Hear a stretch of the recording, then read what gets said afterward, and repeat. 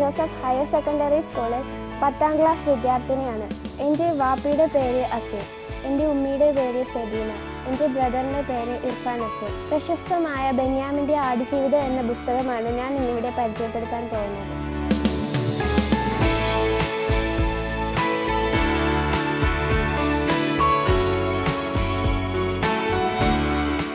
ഞാൻ വായിച്ച നോവലിൽ നിന്നൊക്കെ വ്യത്യസ്തമായി എന്നെ ഒരുപാട് സ്വാധീനിച്ച നോവലാണ് ബെന്യാമിൻ്റെ ആടുജീവിതം.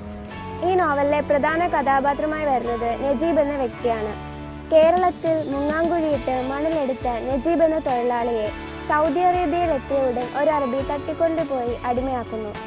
അടുത്ത 3 വർഷം അയാൾ അജ്ഞാതമായ മരുഭൂമിയിൽ എവിടെയോ ആട്ടിൻപറ്റങ്ങൾക്ക് ഇടയനായി ജീവിക്കുന്നു.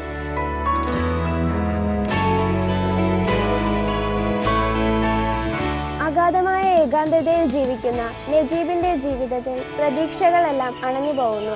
നജീബിന്റെ കൂടെ സൗദി അറേബ്യയിലെത്തിയ മറ്റൊരു വ്യക്തിയാണ് ഹക്കീം എന്ന ചെറുപ്പക്കാരൻ. നജീബിനുണ്ടായ അതേ അനുഭവങ്ങൾ തന്നെയാണ് ഹക്കീമിന് അനുഭവിക്കേണ്ടി വന്നത്. അവരിരുവരുടെയും ജീവിതത്തിൽ ഉടനീളമുള്ള ദുരിതങ്ങളും അവർ അനുഭവിക്കേണ്ടി വന്ന പീഡനങ്ങളും എല്ലാം തന്നെയാണ് ആടുജീവിതത്തിലുടനീളം.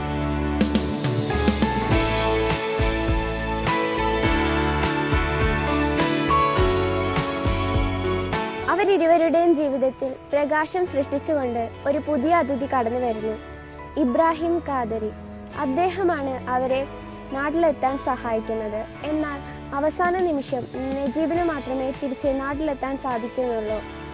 നീണ്ട മരുഭൂമിയിലൂടെയുള്ള യാത്രയിൽ വിശപ്പും ദാഹവും സഹിക്കാനാവാതെ ഹക്കീം മരണപ്പെടുകയാണ് ഉണ്ടായത്.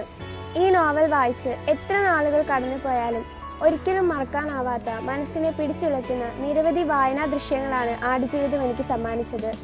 ആടുജീവിതം എന്ന നോവൽ ലോകമെങ്ങുമുള്ള മലയാളികൾ വായിക്കാൻ ആഗ്രഹിക്കുന്നതും ഒരു പരിധിവരെ വായനക്കാരെ സൃഷ്ടിച്ചതുമായ നോവലാണ്.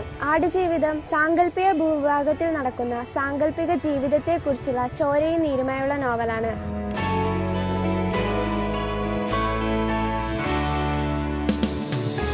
അറേബ്യയിലെ പാവപ്പെട്ട മലയാളികളുടെ അടിമ ജീവിതത്തിന്റെ രേഖയായി വ്യാഖ്യാനിക്കപ്പെട്ട നോവലാണ് ബെന്യാമിൻ്റെ ആടുജീവിതം. കഥ മനസ്സിൽ മുൻകൂട്ടി ഉജ്ജ്വലമായി സ്വരൂപിച്ച് മനോഹരമായി എഴുതിയ ഒരു നോവൽ കൂടിയാണിത്.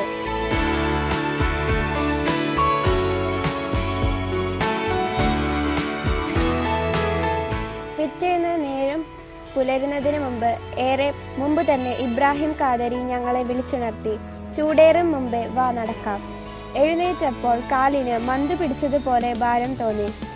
നല്ല നീരും വെച്ചിരിക്കുന്നു.